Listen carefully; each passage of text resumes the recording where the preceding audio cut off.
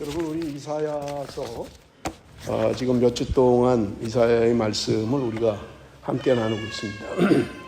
여러분, 혹시 오늘 설교 제목이 뭔지 아시는 분 손 한번 들어볼까요? 네. 설교 제목이 죄송합니다. 그럴 때 좀 가려주면 좋겠는데 이미 다 나와가지고. 종의 노래라는 설교 제목인데요. 이건 제가 정한 건 아니고요. 학자들이 이 본문의 내용을 종의 노래다 그렇게 이야기를 해요. 여러분, 이사야서는 말씀드린 것처럼 크게 두 부분으로 나눌 수 있다고 말씀을 드렸죠. 1장에서 39장까지 그리고 40장에서 66장까지 두 부분으로 나눌 수 있다고 말씀을 드렸어요. 이 뒷부분에 있는 40장부터 66장 안에 4개의 종의 노래가 있습니다. 4개의 종의 노래가 있는데 첫 번째가 이사야 42장 1절에서 4절까지가 첫 번째 종의 노래고요. 두 번째는 49장 1절에서 6절까지, 그리고 50장 4절에서 9절, 그리고 마지막 종의 노래가 오늘 우리가 읽은 52장 13절부터 53장 12절까지가 종의 노래의 마지막 부분입니다. 그래서 이사야서 안에 종의 노래가 4개가 있다. 여러분도 그렇게 이해를 하시면 좋을 것 같고요. 여러분, 우리 53장 특별히 여러분 아마 잘 아시는 그런 내용일 겁니다. 53장에 마틴 루터는 뭐라고 했냐면, 기독교인이라면 이 말씀을 반드시 암송을 해야 된다. 52장 13절부터 53장 12절까지 15절을 암송해야 된다. 그렇게 이야기를 했습니다. 그런가 하면 제롬이라고 하는 사람은 이렇게 이야기를 했어요. 이사야는 선지자라기보다는 복음 전도자에 가깝다. 그가 그리스도와 교회의 모든 비밀을 너무나 분명하게 설명하고 있기 때문에 독자는 그가 장래에 일어날 일이 아니라 이미 일어난 일에 대해 서술하고 있는 듯한 착각을 하게 된다. 여러분, 첫 시간에 제가 서론으로 말씀드렸죠. 이사야가 어려운 이유는 이사야가 살던 당시에 이야기를 하고 있는 것뿐만 아니라 100년, 150년 후에 있을 바벨론 포로, 그리고 바벨론의 귀환에 관한 얘기도 있다. 그런가 하면 700년 후에 있을 예수 그리스도의 오심, 재림에 대한 이야기도 하고 있다라고 말씀을 드렸어요. 그래서 여러분, 우리가 이사야서를 읽을 때 어려운 게 누구를 말하는지, 어느 시대를 말하는 건지 쉽지 않기 때문에 이사야서가 어렵다 그렇게 말씀을 드렸던 거예요.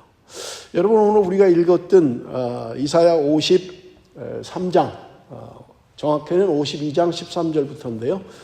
이 말씀을 우리가 이해하기 위해서는 여러분 좀 배경을 알아야만 돼요. 그래야 이 본문을 이해하기가 쉽습니다. 그 배경이 뭐냐면, 여러분, 유대인이 있죠. 성경에도 나오죠. 유대교는 왜 예수 그리스도를 부인했을까요? 왜 메시아로 오셨다고 하는 예수 그리스도를 유대교에서는 안 받아들였느냐 하는 거예요. 한 번도 생각 안 해보셨어요? 왜냐하면 유대인들은 그들이야말로 하나님의 택한 민족이고 누구보다 하나님의 말씀을 아는 사람들이잖아요. 여러분, 유대교 안에는 말씀에 정통한 사람이 하나둘이 아니었어요. 특별히 바리새인들, 서기관들, 율법학자들, 이런 사람들이, 더군다나 거기 있는 제사장들, 하나님의 말씀에 정통한 사람들이었어요. 누구보다 하나님의 말씀을 많이 알고 암송하고 정확하게 아는 사람들이에요. 지금도 그렇습니다만은 유대교는요, 하나님의 말씀 1.1획도 틀림이 없다고 믿는 사람들이에요. 그러니까 토시 하나도 자기네들 마음대로 못해요. 하나님의 말씀대로 믿는 거예요. 그 사람들이 유대교인들이에요.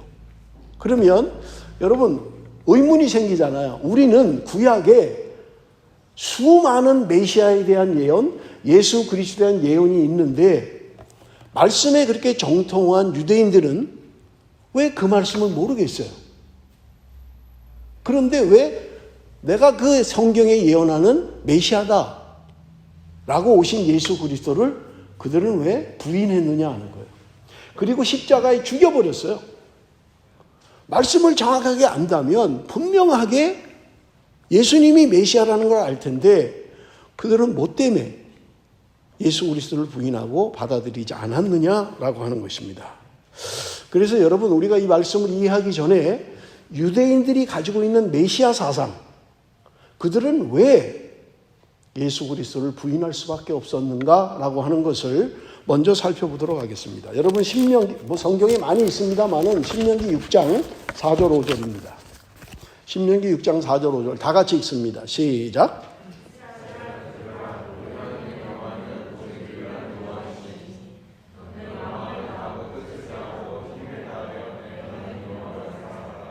여러분, 신명기 6장의 말씀은 우리가 너무 잘 아는 말씀이죠. 처음 시작이 쉐마라고 해서 유대인들인, 정통 유대인들은 이마에다가 붙이고 손에다가 붙이고요. 그렇게 하라고 돼 있으니까 6장에. 그러니까 하나님의 말씀을 정말 손목에 메고 이마에 붙이고 그러고 다니는 사람들이에요. 우리가 사진에 종종 나오잖아요. 그런데 여기 그 말씀에 시작하는 6장 4절에 뭐라고 되어 있냐면 이스라엘아 들으라, 우리 하나님 여호와는 오직 유일한 여호와시니, 이렇게 되어 있어요. 하나님은 유일하시다. 유일하다는 건 뭐예요? 하나밖에 없다는 거죠. 그래서 여러분, 도표를 좀 보겠습니다. 여러분, 개역개정, 우리가 읽은 건 개역개정이에요. 그런데 개역 한글에 뭐라고 되어 있냐면 이스라엘아 들으라, 우리 하나님 여호와는 오직 하나인 여호와시니, 이렇게 되어 있어요. 하나인 여호와시라는 거예요. 여러분, 개역 한글에는 하나인 여호와다 이렇게 되어 있고요. 우리가 지금 가지고 있는 성경에는 유일한 여호와다 이렇게 되어 있어요. 그 다음에 NIV 성경도 마찬가지예요. Hear, O Israel, the Lord our God, the Lord is one, 이렇게 되어 있어요. 물론 뭐 다르게 표현하는 게 여러 개가 있어요. 그런가 하면 킹 제임스 버전은 이야기하기를 God is one Lord, 이렇게 되어 있어요. 그러니까 종합해 보면 하나님은 한 분이라는 거예요. 그죠? 하나님 한 분이라는 거예요. 그러면 유대교가 믿는 건 뭐냐면 지금 신명기잖아요. 특별히 율법을 그들은 중시해요. 모세 오경, 창세기, 출애굽기, 레위기, 민수기, 신명기 이 5권이 율법서라고 그들은 생각하는 거예요. 다른 것보다 이것을 굉장히 중시하는 거예요. 그런데 신명기서에 뭐라고 되어 있냐면 하나님은 한 분이다 이렇게 되어 있는 거예요. 그런데 예수가 와서 뭐라 그랬어요? 예수가 와서 내가 하나님이다, 내가 하나님 아들이다, 이런 거예요. 그러니까 유대인들은 하나님 한 분인데 네가 하나님이라고? 그럼 하나님이 여럿이란 얘기야? 그러니까 그들은 삼위일체를 받아들이지 못하는 거예요. 하나님은 한 분이에요. 말씀에 되어 있으니까. 하나님은 여럿이면 안 되는 거예요. 그들은 여럿이라고 하면 이단인 거예요. 그들은. 그러니까 예수를 받아들이지 않는 거예요. 하나님 한 분인데 네가 하나님이야? 네가 건방지게 하나님 아들이라고 얘기를 해? 그러면 그들이 가지고 있는 메시아 사상은 뭐냐? 유대인들이 가지고 있는 메시아 사상은 메시아는 신이 아닌 거예요. 메시아는 사람이라고 생각하는 거예요. 물론 하나님이 능력을 주셔서 탁월한 능력을 가진 사람, 그게 바로 메시아라고 생각하는 거예요. 신이라고 생각하지 않아요. 왜냐하면 신은 하나밖에 없으니까. 그러니까 예수를 받아들이지 못하는 거예요. 그들은. 그들의 메시아 사상에 안 맞는 거예요. 자, 우리 성경을 한 군데 더 봅니다. 이사야 9장 7절 우리 한번 봅니다. 6절 7절 이사야 9장 6절 7절 다 같이 읽겠습니다. 시작.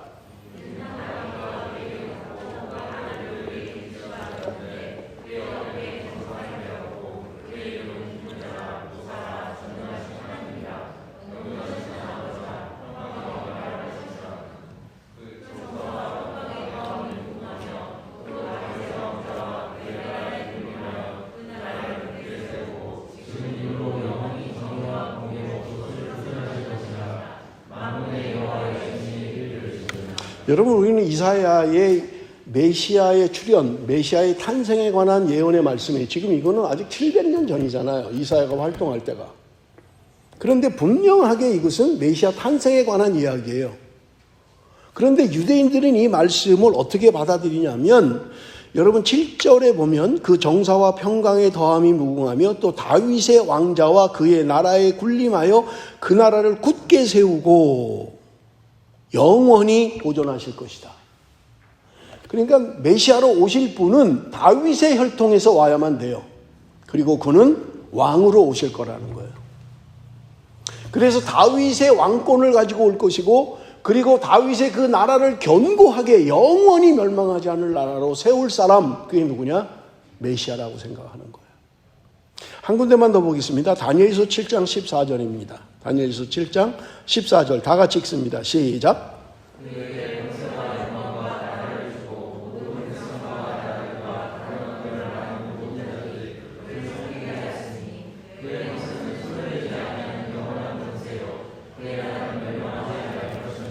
그의 권세는 소멸되지 아니하는 영원한 권세요, 그의 나라는 멸망하지 아니할 것이다.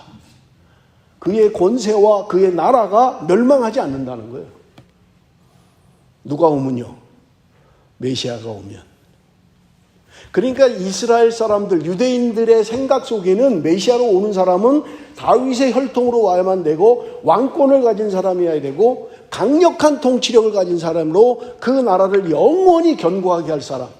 그래서 지금 우리가 로마의 식민지로 비록 살고 있지만 메시아가 오면 우리를 해방시킬 것이고, 다윗의 왕권과 같은, 다윗의 나라와 같은 강력한 나라로 우리를 세울 것이다 라고 알고 있는 거예요.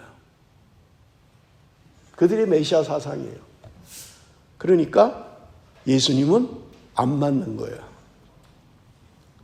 그들의 생각에, 그들의 눈에 예수님은 전혀 메시아가 아닌 거예요. 그러니까 메시아로 받아들일 수가 없는 거예요. 우리 오늘 읽었던 본문 말씀을 좀 볼 텐데, 53장 1절에서 3절 제가 읽겠습니다. 우리가 전한 것을 누가 믿었느냐? 여호와의 팔이 누구에게 나타났느냐? 그는 주 앞에서 자라나기를 연한 순 같고 마른 땅에서 나온 뿌리 같아서 고운 모양도 없고 풍채도 없은즉 우리가 보기에 흠모할 만한 아름다운 것이 없도다. 그는 멸시를 받아 사람들에게 버림받았으며 간고를 많이 겪었으며 질고를 아는 자라. 마치 사람들이 그에게서 얼굴을 가리는 것 같이 멸시를 당하였고 우리도 그를 귀히 여기지 아니하였도다. 예수님의 모습을 지금 설명하고 있어요. 그런데 뭐라고 해요? 주 앞에서 자라나기를 연한 순 같다. 연한 순 같다. 여러분, 여기 봄이 되면 호주도 이제 와일드 플라워들이 많이 피잖아요. 또 우리가 좋아하는 고사리 같은 것들이 이제 자라나오잖아요. 근데 처음 나오는 아주 연한 것을 따야 부드럽고 맛이 있죠. 다 자라면 뻣뻣하고 못 먹지요. 예수님의 모습을 표현하기를 연한 순 같다. 그냥 바람만 불어도 그냥 휘청휘청하고 그냥 연약한 아주 가늘다란 연한 순과 같다.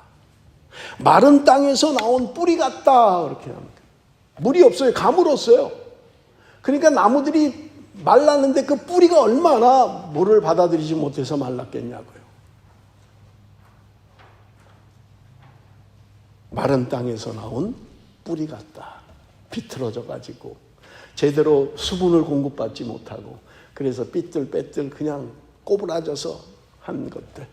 여러분, 우리가 이렇게 농사를 짓는 사람들도 종종 있잖아요.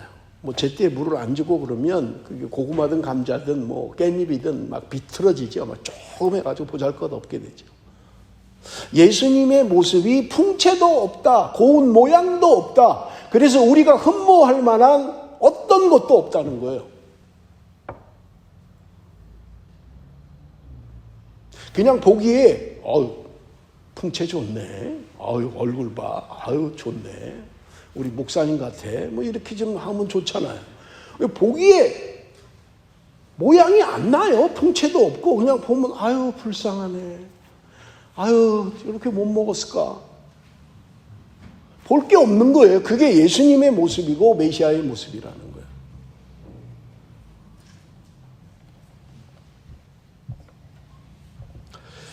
그런데 중요한 건 뭐예요? 우리가 그를 귀히 여기지 않았다는 거예요. 비록 이 땅에 우리를 구원하기 위하여 오신 예수 그리스도, 그는 모양도 없고 풍채도 없고 마른 땅에서 나온 뿌리같이 보잘것없는 존재이긴 하지만 그분은 우리를 구원하실 분이라는 거예요. 그런데 정작 우리도 그를 귀히 여기지 않았다. 사랑하는 성도 여러분, 오늘 이 본문의 말씀을 통해서 나는 예수님을 귀하게 여기고 있느냐 하는 거예요. 나는 예수님을 정말 귀하게 여기십니까? 내 삶의 어떤 목적보다 나는 정말 예수를 귀하게 여기고 있느냐. 우리 오늘 전 집사님이 기도하신 것처럼 그저 습관이 되어서 감격도 없고 감동도 없고, 혹시 나는 그렇게 신앙생활을 하고 있지는 않냐. 그래서 예수가 귀한 게 아니라 나는 이 땅에서 내가 잘 되는 게 더 귀하고, 내가 이 땅에서 출세하는 게 더 귀하고, 내가 이 땅에서 더 많이 갖는 게 더 중요하고, 그래서 나는 즐기고 누리고 싶은, 그래서 예수는 나에게 전혀 귀하지 않은, 그래서 우리도 그를 귀히 여기지 않았다는 거예요. 다른가요? 예수님이 오셨을 그 당시에 그렇게 멸시하고 보잘것없고, 그래서 귀히 여기지 않은 그 시대, 2000년 전보다 지금은 낫나요? 지금은 예수 그리스도를 따르는 사람들이 정말 예수를 귀하게 여기고, 그분이 나의 주인입니다, 나의 구주입니다, 그런 삶을 살고 있느냐 하는 거예요. 제가 설교를 준비하다가 53장에 그는, 그에게, 그가라는 단어를 쉬어봤어요. 제가 신 걸로는 28번이 나와요. 그러니까 53장에 그는이라는 게 굉장히 중요한 거죠. 그가 누구냐 하는 거예요. 이게 굉장히 중요하잖아요. 근데 여러분, 제가 이게 궁금해가지고 찾아봤어요. 그랬더니 유대 TV라는 게 있어요. 인터넷에 유대 TV. 유대교를 선전하는 TV 방송이죠. 거기에 랍비가 나와서 이 설명을 하더라고요. 그런데 뭐라고 하냐면, 여기서 그는 이스라엘을 상징한다는 거예요. 이스라엘 백성들을 말한다는 거예요.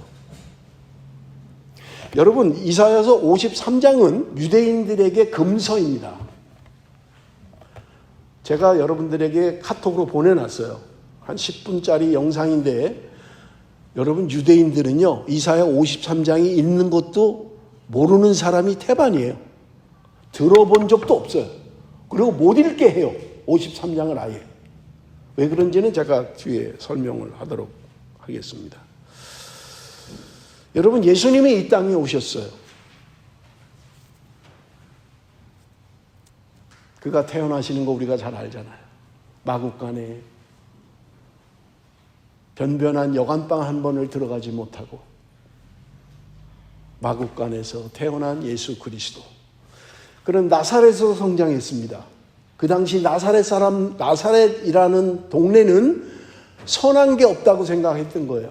거기서 무슨, 뭐 그 동네에 범죄자들이 모이는 곳이고요, 갈 곳 없는 사람들이 모이는 곳이고요. 그래서 사람들이 나사렛 사람 그렇게 생각하면 범죄자, 별 볼 일 없는 사람들, 하층민들 모여 사는 곳이에요. 그 언어를 썼을 거고요, 그 지방말을 했을 거고요, 악센트가 툭툭 튀어나오면서 사투리를 썼을 거고요. 그래서 누구도 그를 귀히 여기지 않은, 목수의 아들이잖아. 그 집안 우리가 다 아는데 뭐 그 대단한 게 있다고. 아무도 관심을 갖지 않아. 누구도 귀히 여기지 않아. 예수님과 함께 다니는 사람들은 병자들이고요, 죄인들이고요, 세리들이고요, 어부들이고요.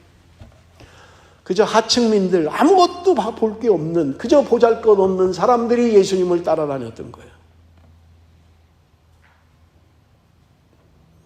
그래서 많은 사람들은 생각합니다. 4절 5절 우리 한번 같이 읽어보겠습니다. 4절 5절 다 같이 읽습니다. 시작.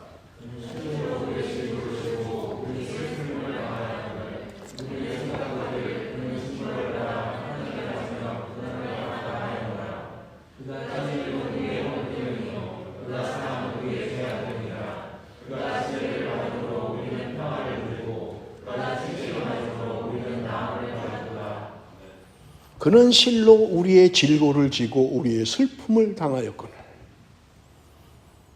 여러분, 질고라는 말은 질병이라고 해석을 해도 됩니다. 새 번역에는 슬픔이다 그렇게 번역. 킹 제임스 버전도 슬픔이라고 번역을 했어요. 우리의 고난 때문에, 우리의 어려움 때문에, 우리의 질고 때문에 그분은 슬픔을 당했다는 거예요.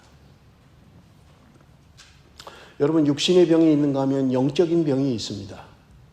여러분, 우리가 육신의 병이 들면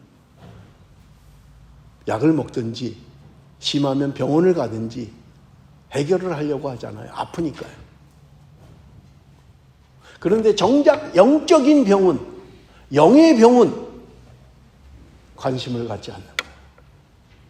내가 영적으로 병이 들어있음에도 불구하고 심각하게 주님과 교제할 수 없는 상태임에도 불구하고 내 영적인 질병에 대하여는 진단하지 않는 거예요. 괜찮겠지, 괜찮을 거야, 이 정도면 되지 않아?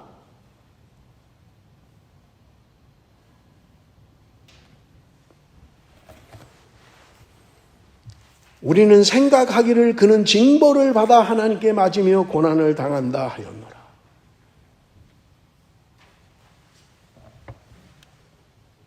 그가 맞는 거는 자기 죄 때문에 그런 거야.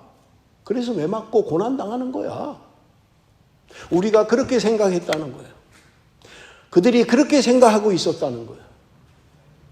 예수님 맞는 거 당연해. 십자가에 달리는 거 당연하지.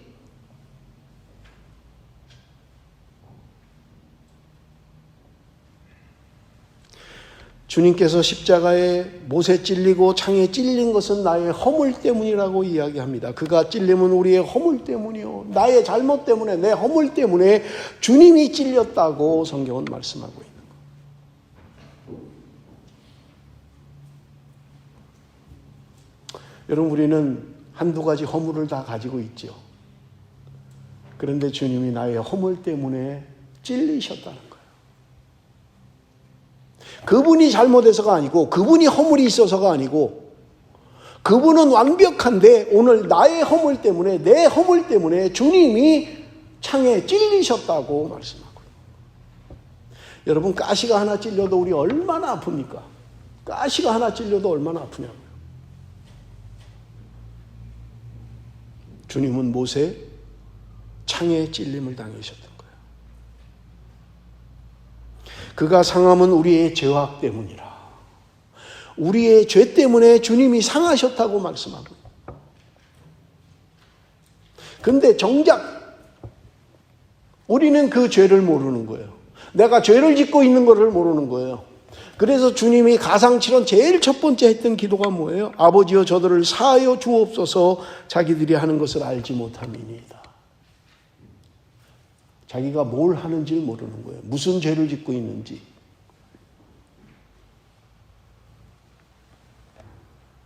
내 죄가 무엇인지를 알면 소망이 있어요. 그런데 내 죄가 무엇인지를 모르면 소망이 없습니다. 자기 죄를 모르는 거예요. 떳떳한 거예요. 뻔뻔한 거예요. 뭐 다 그런 거 아니야? 뭐 이 정도면 괜찮지 뭘 그래. 응? 우리의 죄로 인해서 주님이 십자가에 달리셨다. 그가 징계를 받음으로 우리는 평화를 누리고, 주님께서 그 고통을 당함으로 말미암아 우리가 평화를 누린다고 이야기하는 거예요. 여러분, 우리는 다 평안하기를 원합니다. 평화를 간구합니다. 그런데 여러분, 요한복음 14장 27절 우리 한번 같이 읽어봅니다. 요한복음 14장 27절 다 같이 읽습니다. 시작.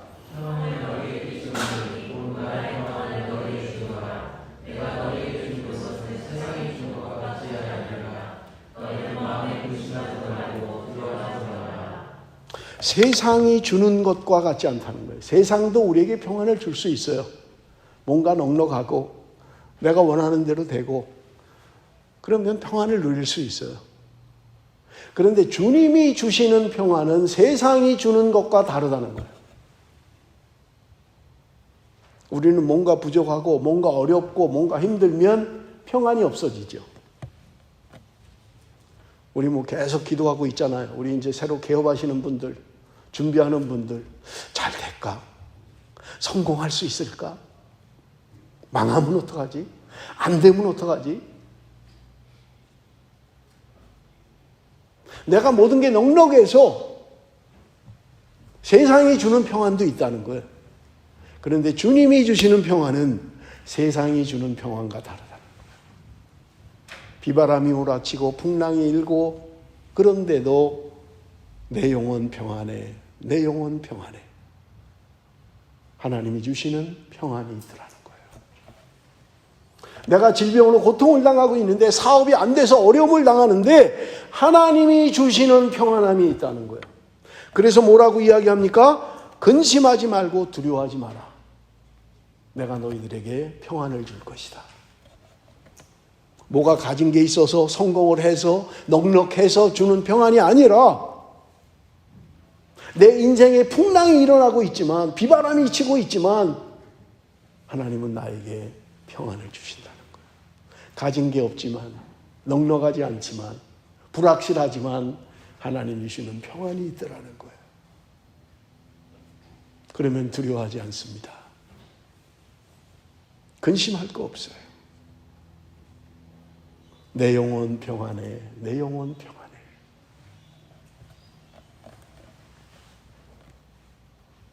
주님이 주시는 평안, 하나님이 우리에게 주시는 평안은 세상이 주는 것과 다르다는 거예요. 여러분, 그 평안을 가지고 계십니까? 주님이 주시는 그 평안을 누리고 계십니까?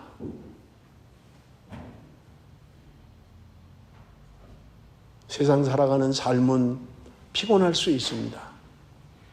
그럼에도 불구하고 주님이 오늘 저와 여러분에게 말씀하십니다. 근심하지 마라. 두려워하지 마라. 내가 너에게 평안을 줄 것이다. 주님이 채찍에 맞음으로 우리가 나음을 입었다고 말씀합니다.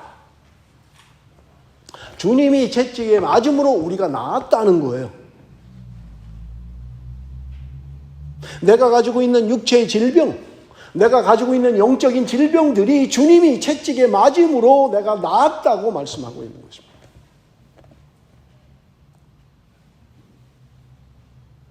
사랑하는 성도 여러분, 수술을 하신 분도 있고요. 또 이번 주에 수술을 받는 사람도 있습니다.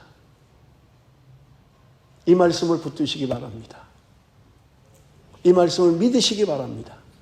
주님이 채찍에 맞음으로 말미암아 내가 나음을 받았다. 하나님 믿습니다. 주님이 나를 위하여 맞으셨기에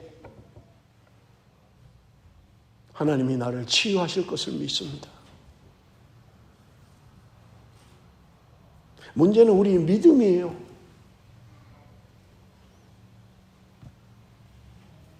오늘 여러분 이사야 53장을 통해서 여러분의 믿음을 확인하시기 바랍니다. 나는 정말 예수 그리스도가 나에게 귀한 분인가? 나는 정말 예수 그리스도가 나를 위하여 죽으신 분으로 믿고 있는가? 주님이 나를 위해서 죽으셨다면, 주님이 나를 위해서 맞으셨다면 그로 말미암아 내가 치유될 것이고 내가 생명을 얻을 것이고 내가 하나님 앞에 나갈 것을 믿습니다. 그 믿음만 있다면 두려워하지 마십시오. 주님이 나를 치유하실 것입니다. 6절 말씀 우리 한번 같이 읽어봅니다. 6절 말씀 다 같이 읽겠습니다. 시작.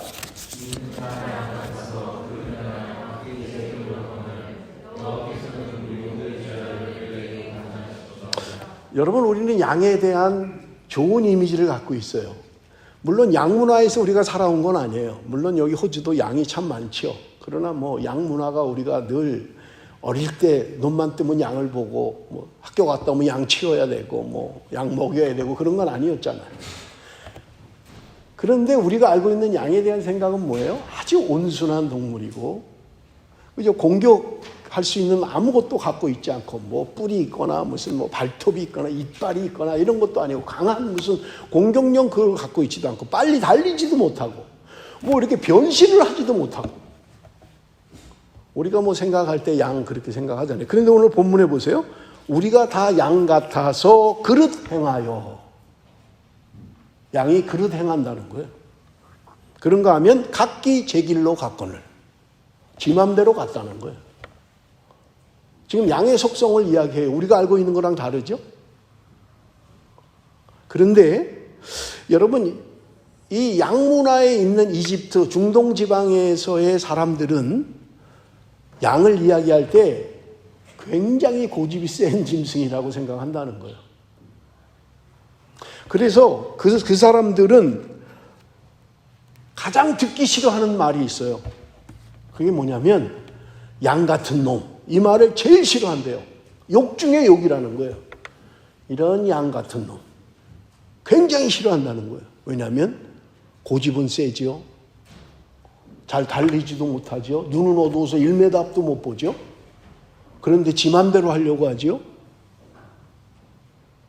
그러니까 이런 사람을 양 같은 사람이다라고 한다는 거예요. 그래서 그게 최고의 욕이라는 거예요. 양 같은 놈. 오늘 우리의 속성 가운데 오늘 우리가 양과 같이 고집이 세다는 거예요. 그릇 행한다는 거예요. 바르게 하지 않는다는 거예요. 지 멋대로 한다는 거예요. 그래서 우리의 모습을 그렇게 비유하고 있는 것을 오늘 본문을 통해서 볼 수가 있는 것입니다.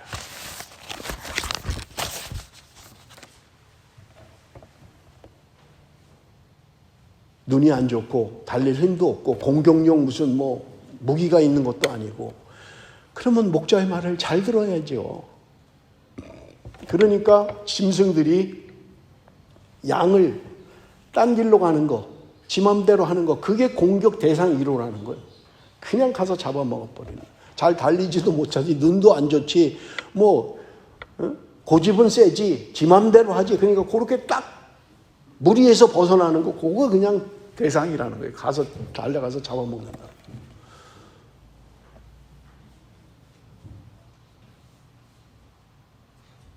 우리가 살아가면서 내일 일을 아는 사람은 아무도 없습니다. 우리는 양과 같아요. 앞을 보지 못하는 거예요. 계획은 있지만 계획대로 되는 것이 얼마나 있습니까?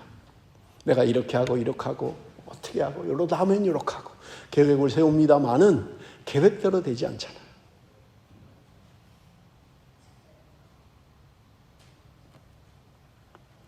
여러분 7절 말씀 우리 한번 봅니다. 7절 말씀 다 같이 읽겠습니다. 7절 다 같이 시작.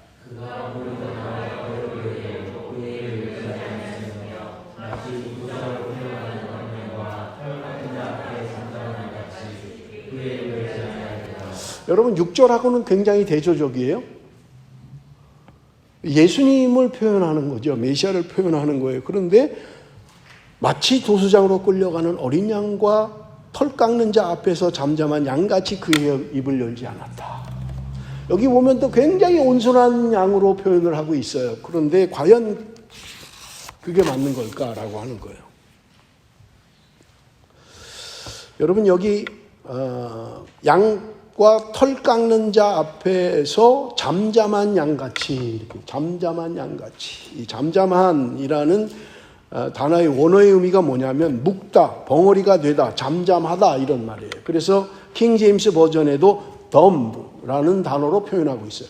좀 어리석은, 우둔한 이런 거지만 여러분 또 하나의 뜻이 뭐가 있냐면 말문이 막혔다. 그런 의미로도 사용한다는 거예요. dumb라는 단어를. 그래서 킹 제임스 버전에는 dumb라고 사용하고 있는 거예요. dumb. 말문이 막혔다는 거예요. 에스겔에 보면 혀가 입천장에 붙었다는 거예요. 말을 해야 되는데 혀가 입천장에 붙어버린 거예요. 말문이 막혀버린 거예요. 할 말이 없는 거예요. 우리가 종종 요즘 젊은 사람들 얘기 가운데 헐 이런 거 있잖아요. 나 정확하게 무슨 말인지 모르겠어요. 근데 헐, 할 말 없네. 말이 막히네. 말이 안 나오네. 그런 의미인 것 같아요. 지금 자기를 잡으려고 칼을 들고 있는 도수자 앞에 양의 모습을 이야기하는데 그것은 자신이 온순해서, 성품이 온순해서 그냥 나 죽이려면 죽여라 그런 게 아니라는 거예요. 너무 당황스럽고 너무 놀라고 어찌할 바를 몰라서 아무것도 할 수 없는, 말문이 막혀버리는. 여러분, 저는 몇 년 전에 신장 위구르, 우리 지금 카자흐스탄에 가 있죠. 카작 종족을 우리가 지금 입양을 했잖아요. 그래서 그 카작 종족을 만나러 간 적이 있었어요. 몇 년 전이죠. 근데 제가 어느 이제 카작 종족이 옛날 방식으로 집을 짓고 이렇게 사는 이제 그 동네에 갔는데, 마침 그때 한국에서 온 선교팀이 있었어요. 한 20-30명이 이제 이렇게 선교를 온 거예요. 뭐 선교가 아니라 선교 여행을 온 거죠, 사실은. 그런데 이분들이 뭘 했냐면 거기서 양을 한 마리 사서 잡아서 먹는 거예요.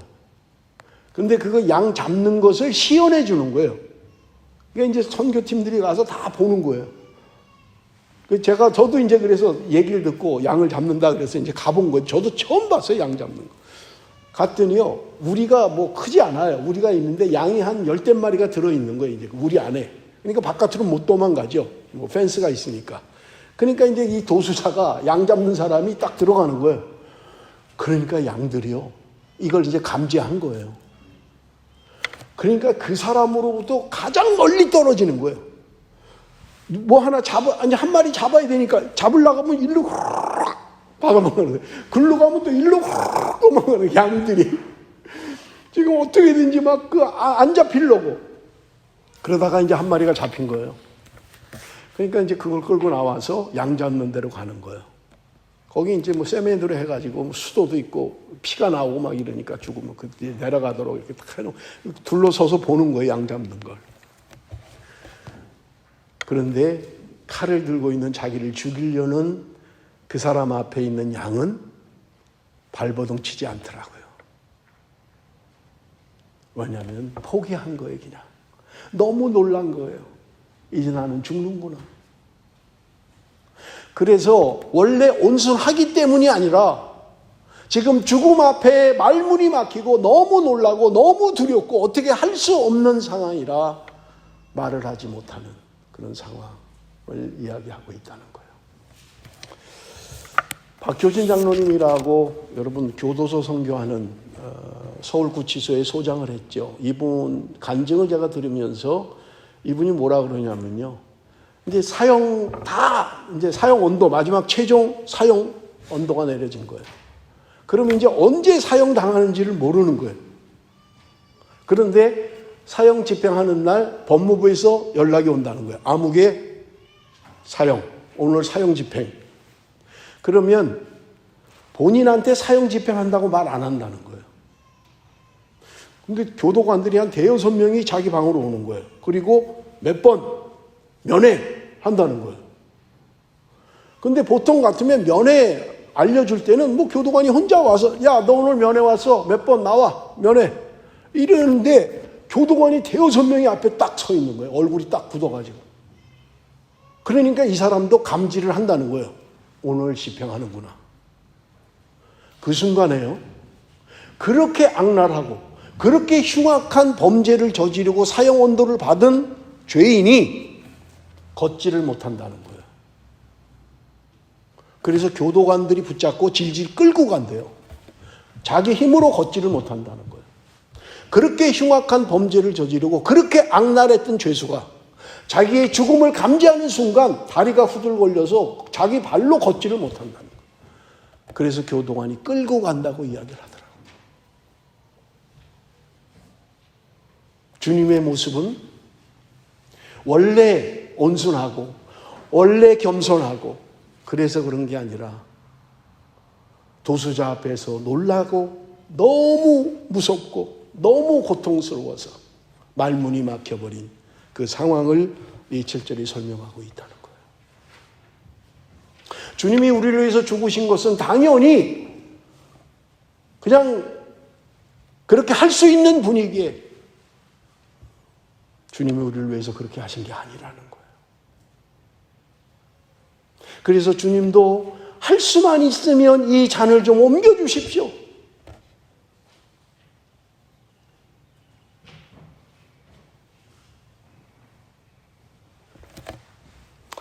8절 말씀 우리 한번 봅니다. 8절 말씀. 굉장히 중요한 말씀입니다. 8절 다 같이 시작.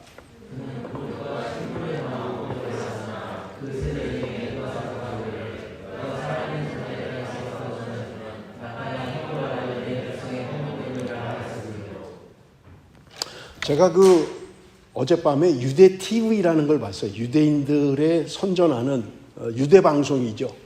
거기에 랍비가 나와서 설명하면서 뭐라 그러냐면 53장은 이스라엘을 상징하고 있다는 거예요. 그런데 말씀드렸잖아요. 53장은 유대인들의 금서입니다. 못 읽게 해요. 그래서 많은 사람들이 있는지도 잘 몰라요. 제가 여러분 교인 카톡방에다가 올려놨어요. 지금 보시지 말고 용량이 많으니까 와이파이 되는 데 가서 보세요. 굉장히 용량이 커요. 한 10분 정도 되는 건데 그 유대인들을 전도하는 것을 이제 이렇게 찍은 거예요. 그런데 유대인들이 대부분의 사람들이 53장의 내용을 몰라요. 그런 게 있냐? 그런 말이 있냐? 그리고 그 사람들에게 질문을 하는 것 가운데 8절을 질문하는 거예요. 이금 이사야 53장 8절에 있는 그는 누구냐? 네 생각에 그는 누구라고 생각하냐? 라고 묻는 거예요. 여러분, 그들이 만약에 53장의 내용이 이스라엘이라고 한다면 이 8절은 해석할 수가 없는 거예요. 맞질 않아요. 왜냐하면 보세요. 그는 곤욕과 신문을 당하고 끌려갔으나 그 세대 중에 누가 생각하기를 그가 살아있는 자들의 땅에서 끊어졌다는 거예요. 죽었다는 거예요. 그 땅에서. 마땅히 형벌받을 내 백성의 허물 때문에 죽었다는 거예요. 그러면 이스라엘이라고 해석을 하면 이스라엘이 이스라엘의 허물 때문에 땅에서 끊겨졌다 이렇게 해석을 해야 되잖아요. 그러면 끊겨졌다는 건 죽음을 말하는 거예요. 죽었으니까. 그러면 이스라엘이 없어져야죠. 이스라엘이라면 해석이 안 되는 거예요. 그러니까 이거는 그냥 문장만 보면 정직하게 그냥 해석을 하면 누군가, 그게 뭐 메시아가 됐든 아니든 누군가가 이스라엘의 죄로 인해서 대신 죽었다 이렇게밖에는 해석할 방법이 없는 거예요. 그러니까 유대인들 전도할 때 이사야 53장 8절을 내미는 거예요. 너는 여기서 그는 누구라고 생각하냐 하면 할 말을 못한다는 거예요. 대답을 못한다는 거예요. 그래서 유대인들이 53장을 못 읽게 하는 거예요. 왜냐하면 그들이 가지고 있는 메시아관과 너무나 안 맞아요. 왕권을 가지고 영원한 왕자로 그리고 영원한 나라로 다윗의 나라를 세울 그런 강력한 메시아를 기대하고 있는데 질고를 지고 찔리고 매맞고 십자가에 죽고 마른 땅에서 나온 뿌리 같고 연한 순 같은 보잘것없는 흠모할 만한 것이 하나도 없는 그런 사람이 자기네 메시아 지도자라고 생각하지 않는 거예요. 못 읽게 하는 거예요. 53장을. 왜냐하면 53장은 누가 봐도 이건 메시아에 대한 예언의 말씀이니까 이걸 못 읽게 하는 거예요.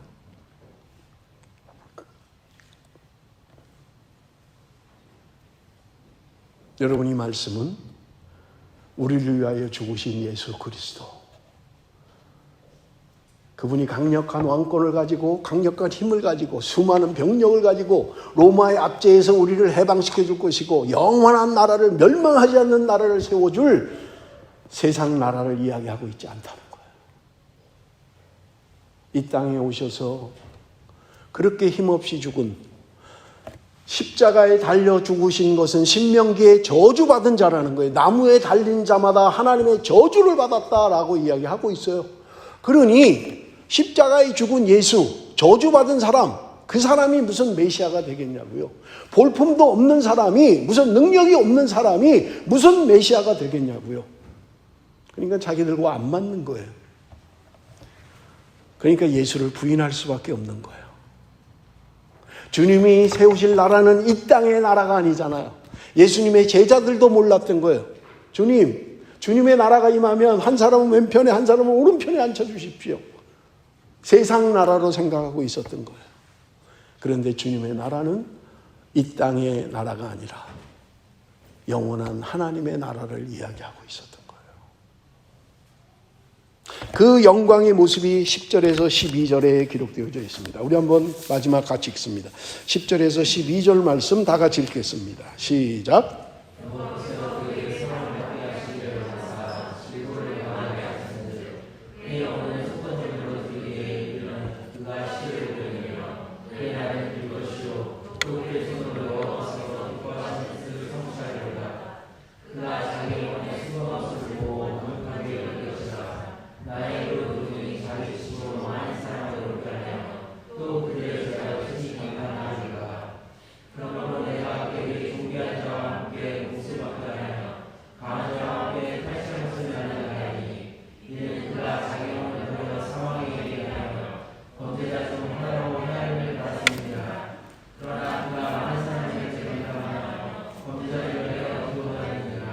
여러분 10절에 이야기합니다. 그의 영혼을 속건제물로 드리기에 이르면, 속건제라고 이야기하고 있어요. 여러분 레위기에 보면 유대인들이 드리는 5대 제사가 나옵니다. 그 중에 하나가 속건제예요. 그런데 속죄제와 속건제가 쌍벽을 이루는 거예요. 속죄제는 sin offering, 자기가 뭔가 범죄했을 때 드리는 제사가 속죄제입니다. 자기의 죄를 속죄하는 거예요. 내 죄를 전가하는 거예요. 속죄제예요, 그게. 속건제는 뭐냐? 내가 다른 사람의 물건을 도둑질했다든지 다른 사람에게 피해를 줬다든지 뭔가 물질적으로 경제적으로 어려움을 줬을 때 배상하는 제도가 속건제입니다. 그런데 여기 오늘 본문은 속건제라고 이야기하고 있어요. 그런데 영어 성경을 여러분이 보시면 영어 성경은 킹 제임스 버전이나 NIV에서 전부 다 속죄제를 이야기해요. sin offering이라고 이야기하고 있어요. 뭐 중요하진 않아요. 예수님이 자기 영혼을 속건제로 드렸냐 속죄제로 드렸냐 뭐 그렇게 중요하진 않아요. 어쨌든 주님이 우리를 위하여 죽으심으로 말미암아 오늘 우리가 구원함을 받았다라고 하는 것을 이야기하는 거예요. 그래서 여기 오늘 11절에 보면 그가 씨를 보게 되며, 자기가 자기 자신을 속죄제로 드리니까 그 씨를 보게 된다는 거예요. 그의 날은 길 것이며 그의 손으로 여호와께서 기뻐하시는 뜻을 성취할 것이다 말씀하고 있는 거예요. 자기 자신을 대속의 제물로 드리는 것이 하나님이 기뻐하시는 뜻이라는 거예요. 그런데 11절에 보면 그들의 죄악을 친히 담당하리로다. 주님이 십자가에 처형당하는 것 아버지의 뜻이기 때문에 나는 하고 싶지 않지만, 나는 십자가에 죽음을 당하고 싶지 않지만 아버지의 뜻이니까 그냥 제가 순종하겠습니다 라는 의미가 아니에요. 그가 친히 그들의 죄악을 담당할 것이다. 주님이 친히 십자가에 지셨다는 거예요.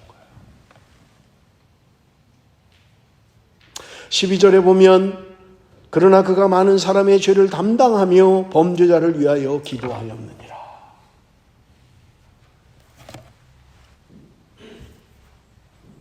주님은 지금도 우리를 위하여 기도하고 계시다는 거예요. 우리를 위하여 죽어 우리를 구원하셨을 뿐만 아니라 그것을 주님은 친히 하셨고, 그리고 주님은 지금도 죄악 가운데 있는 우리들을 위하여 기도하고 계시다고 말씀하고 있는 것입니다.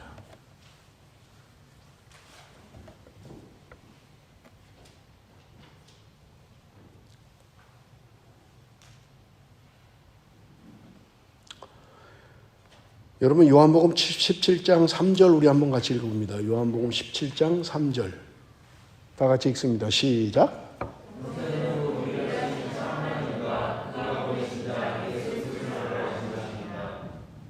여러분 11절에 보면 나의 의로운 종이 자기 지식으로 많은 사람을 의롭게 하며, 지금 메시아가 오시면 그가 자기 지식으로 많은 사람을 의롭게 할 거라는 거예요. 예수 그리스도를 아는 것이 영생이라고 요한복음 17장 우리가 읽었잖아요. 하나님과 예수 그리스도를 아는 것이 영생이니라 똑같은 말이에요. 의롭게 되었다, 구원받았다, 영생을 얻었다 똑같은 말이에요. 내가 하나님을 아는 것, 예수 그리스도를 아는 것, 그것이 곧 우리의 구원이다. 그렇게 이야기하는 거예요. 사랑하는 성도 여러분, 세상에는 많은 지식이 있습니다. 그러나 여러분, 무엇보다 예수 그리스도가 나를 위하여 죽으셨다는 이 지식은 알아야 되는 거예요.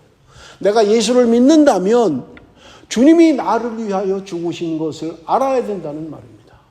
그리고 주님을 알아가야만 하는 것입니다. 왜냐하면 주님을 아는 것, 하나님을 아는 것이 영생이기 때문에 그렇습니다. 그래서 예수 그리스도에 관한 지식으로 말미암아 많은 사람을 구원에 이르게 하는, 의롭게 하는 일을 메시아가 하실 것이라고 오늘 성경은 우리에게 말씀하고 있는 것입니다. 주님은 우리의 죄를 위하여 친히 십자가를 지셨던 것입니다. 억지로 한 게 아니에요. 주님은 지금도 저와 여러분을 위하여 기도하고 계신다고 말씀하고 있는 것입니다. 말씀을 정리합니다. 사랑하는 성도 여러분, 주님은 오늘도 우리를 위해서 기도하고 계십니다. 나는 주님을 귀히 여기고 있는가? 내가 하나님의 자녀요 구원받았다고 하면서 예수 그리스도가 나의 구주라고 하면서 나는 주님을 귀히 여기고 있느냐 하는 거예요. 주님보다 세상이 더 좋고 주님보다 쾌락이 더 좋고 주님보다 이 세상의 것들이 더 좋다면 나는 주님을 귀하게 여기는 사람이 아닌 것입니다. 내가 하나님의 자녀가 됐다면, 내가 그리스도인이라면 세상이 주는 것이 아니라 하나님이 주시는 평안을 구하며 이 땅에서 사람과 비교해서 내가 얼마나 더 많이 가졌느냐, 얼마나 더 귀한 것을 가졌느냐가 아니라 예수 그리스도 그분으로 말미암아 기쁨과 평안을 누리고 주님 안에서 참 삶을 살아가는 사람, 그래서 기꺼이 주님을 닮아 십자가를 지기를 소원하는 사람. 주님 오늘도 우리에게 말씀하십니다. 나를 따라오려거든 자기를 부인하고 십자가를 지고 나를 따르라고 말씀하고 있는 것입니다. 사랑하는 성도 여러분, 주님 우리를 치유하십니다. 주님 우리를 돌보십니다. 주님 우리를 구원하십니다. 그 주님 앞에 주님을 귀히 여기는 나의 구주십니다. 참된 삶의 고백이 나는 주를 위하여 삽니다. 나는 주 때문에 존재합니다. 라는 신앙 고백이, 그런 삶의 고백이 저와 여러분에게 있으시기를 바랍니다. 기도하겠습니다. 살아계신 아버지 하나님, 수많이 들었던 말씀입니다. 습관적으로 주님이 나를 위하여 죽으셨다고 고백합니다. 그러나 주님, 정말 내 삶에 주님을 귀하게 여기고 있는지 돌아보게 하여 주옵소서. 수도 없이 찬양하고 수도 없이 기도하며 내 구주 예수라고 고백하면서도 주님이 내 삶의 주인이 되지 못하는 삶을 살아가고 있는 것은 아닌지, 세상이 줄 수 없는 평안을 구하고 있는지 나 자신을 돌아보게 하여 주옵소서.